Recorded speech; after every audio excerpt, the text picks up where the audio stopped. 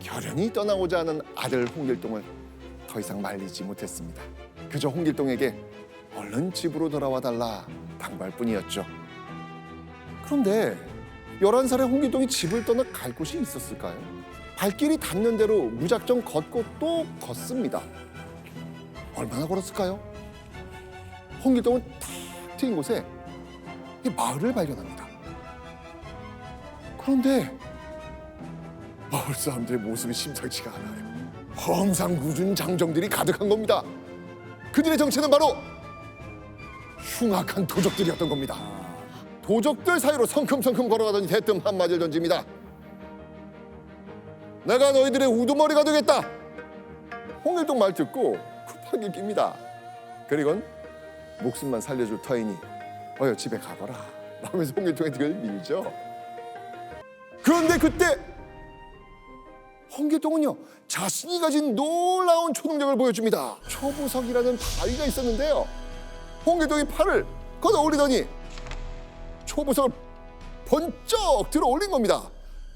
초부석의 무게는 무려 1000근, 1000근은 약 600kg 정도라고 합니다. 당장 홍길동을 상석에 앉힙니다. 이게 무슨 뜻일까요? 인정. 우두머리가 되어달라는 거죠. 홍길동을 도적의 우두머리로 인정한 겁니다. 오, 도술로.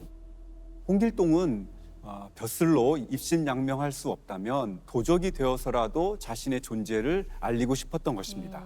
실제로 어떤 이본에서는 장길산이라는 도적이라도 본받아야겠다라고 말하는 장면도 있었습니다.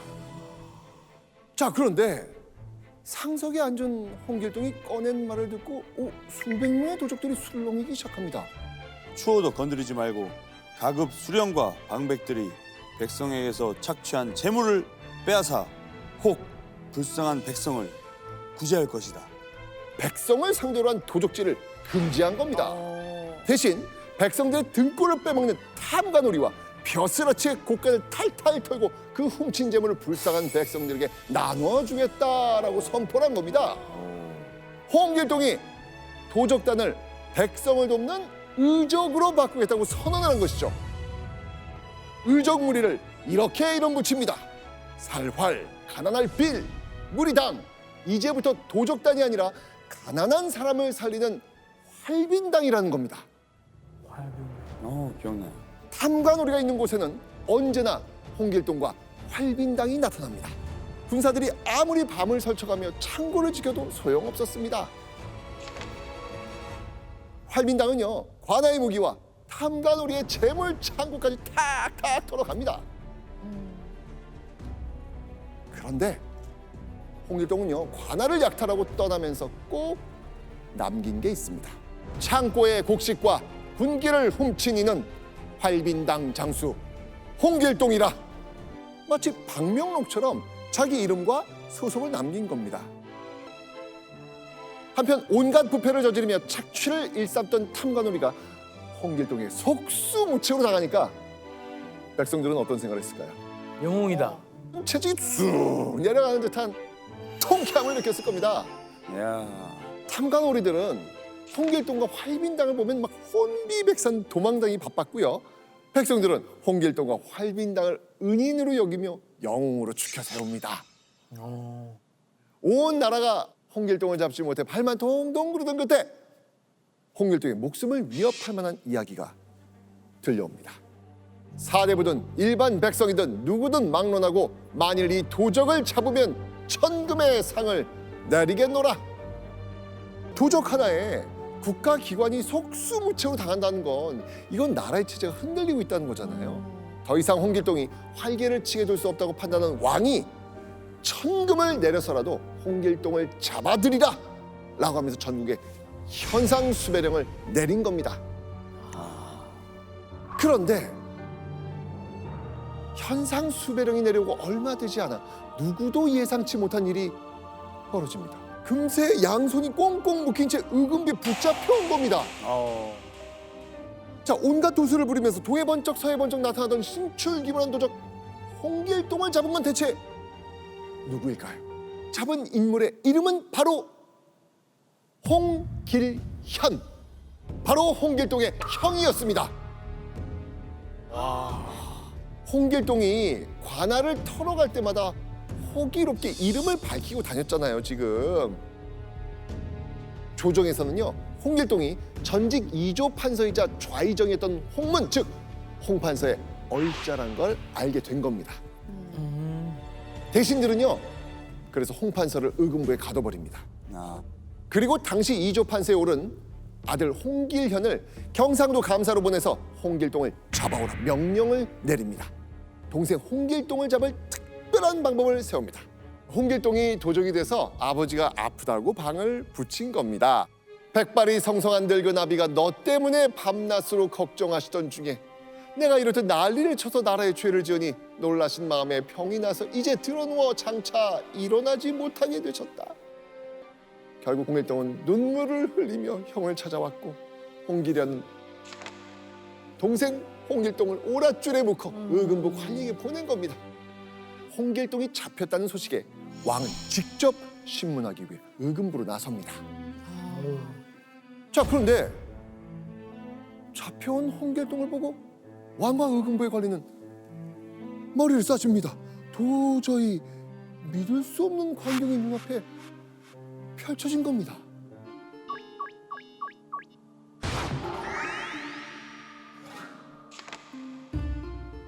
의금부에 8명의 홍길동이 잡혀온 겁니다. 한 신하가 묘수를 냅니다. 자식을 아비보다 잘 아는 이는 없습니다. 맞아, 그게 정답이지. 아버지인 홍판서라면 아들을 알아볼 것이라는 거죠. 임금은 서둘러 홍판서를 의금부로 데려오라 명합니다. 자, 아버지 홍판서는 홍길동 단번에 알아봤을까요? 홍판서조차 누가 진짜 홍길동인지 분간해내지 못합니다. 와, 의금부 전체가 미궁에 빠져든 그 순간 누구도 예상하지 못한 일이 벌어집니다. 홍판서가 갑자기 정신을 잃고 쓰러진 겁니다. 활빈당의 괴수로 범죄자가 되어 의금부에 잡혀온 아들이 도수를 부리며 왕과 조정을 지금 농락하고 있지 않습니까? 홍판서는 극심한 스트레스에 그만 숨 쉬는 것도 잊고 혼절해 버린 겁니다.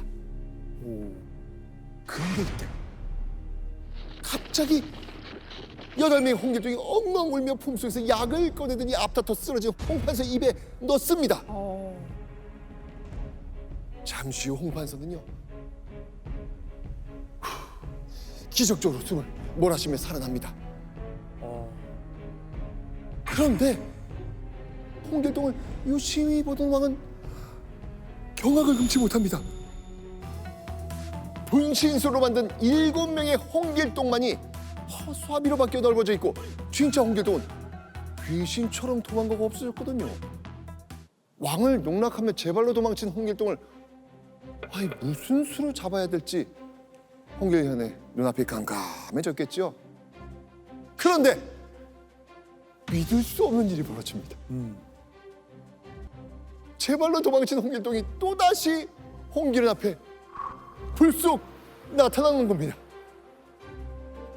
나타난 홍길동은 자수할 테니 자신을 의금부로 잡아 보내달라고 하네요.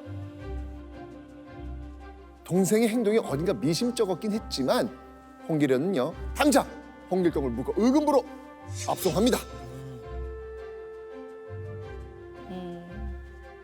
그런데 홍길동이 남대문에 도착했을 때 홍길동은 절체절명의 위기를 맞닥뜨리게 됩니다. 조선 관군 포수들이 남대문에 들어선 홍길동을 향해 총구를 겨누고 있었던 겁니다. 홍길동이 눈앞에 나타난 순간 포수들은 일제히 방아쇠를 당깁니다. 피할 새도 없었던 홍길동. 그런데 단 한 발의 총알도 홍길동의 몸을 뚫지 못합니다. 홍길동이 순식간에 도수를 부려 포수들의 총구에 물을 채워서 총알이 나가지 못하게 한 거예요.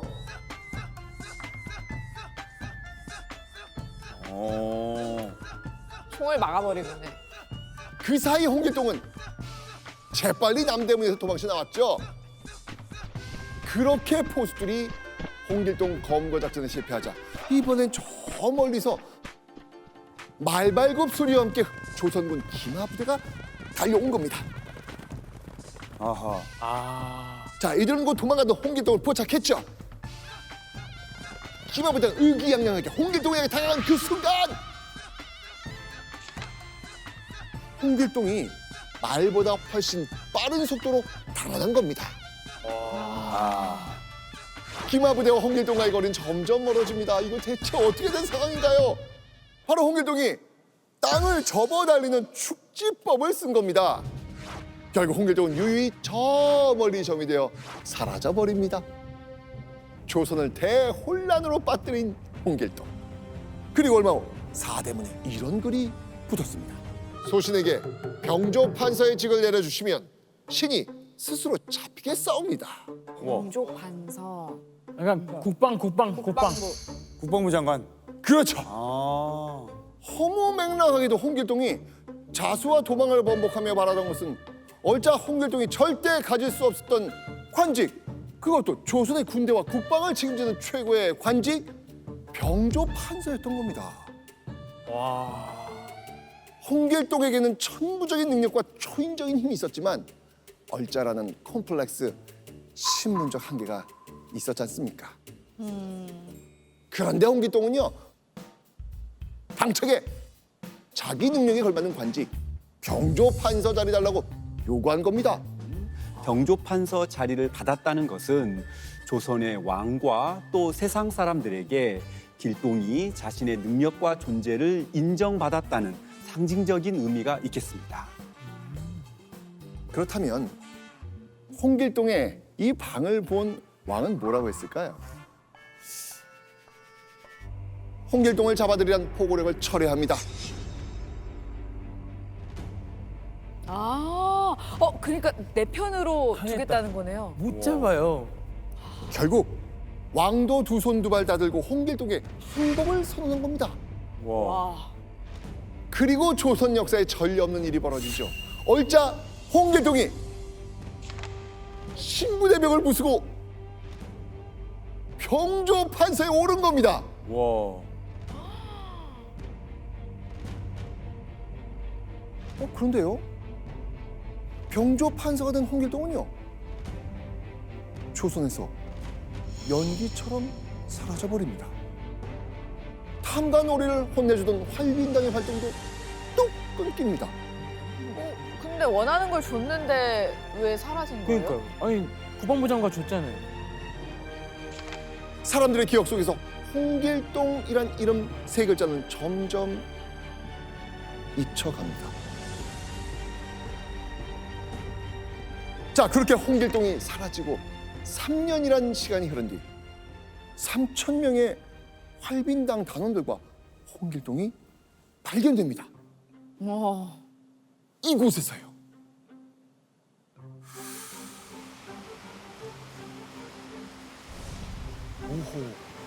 제도. 제도? 망망대해위 미지의 섬 제도. 홍길동은요, 그렇게 바라던 병조판서직을 버리고요, 활빈당과 함께 조선을 떠나 외딴 섬 제도에서 새 출발을 시작했습니다. 왜 떠났을까? 사실 홍길동은 자신의 뛰어난 능력에 비해서 병조판서는 낮은 지위라고 생각했던 것 같습니다. 하지만 조선에서 그보다 더 높은 자리에 오를 수는 없었겠죠. 따라서 홍길동은 결국 자신의 능력을 마음껏 펼칠 수 있는 곳을 찾아서 조선을 떠났던 것입니다. 홍길동은 조선에서 얼짜의 신분으로 꿈도 못 꿀 병조판서라는 높은 관직 받았지 않습니까? 그런데 홍길동은 여기서 만족하지 않고요, 좁은 조선을 벗어나 자신의 재능을 마음껏 펼칠 더 넓은 세상을 찾아 나선 겁니다.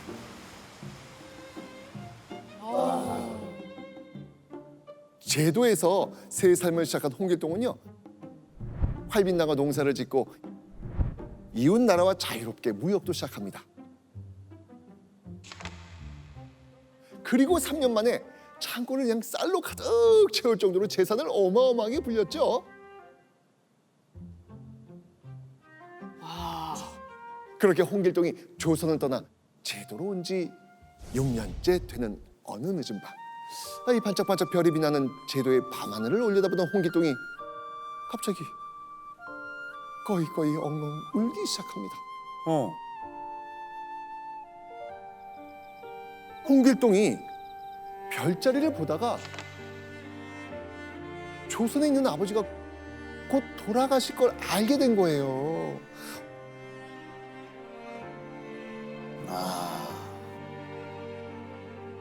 홍길동은 이 도술뿐만 아니라 별자리를 읽고 미래를 예측하는 능력까지 터득을 했거든요. 자, 홍길동이 아버지 얼굴 마지막으로 본 거 언제였죠? 잡혀갔을 때 예. 그쵸. 분신술 해가지고. 분신술 썼을 때. 맞습니다. 의금부에서 포승줄에 묶인 채 만났던 게 마지막이었잖아요. 맞아요. 그때 만난 아버지의 모습이 마지막 기억이 될 수 있다는 생각에 홍길동은 서둘러 아버지를 뵙기 위해 다시 조선으로 떠납니다. 진짜 효자네요. 대효자입니다. 하지만 홍길동이 도착했을 때 이미 아버지는 세상을 떠난 후였습니다. 아, 제대로 된 효도 한 번 못하고 아버지 임종마저 지키지 못했다는 사실에 홍길동은 대성통곡을 합니다. 그런데 그때 아버지의 정실 부인이 다가와 놀라운 말을 합니다. 아버지가 돌아가시기 전 아들 홍길동에 관한 유언을 남겼다는 겁니다. 뭐지? 확인해 보시죠. 길동이 돌아오거든 천비소생으로 여기지 말고 동복 형제같이 하여 부모의 유언을 저버리지 말라.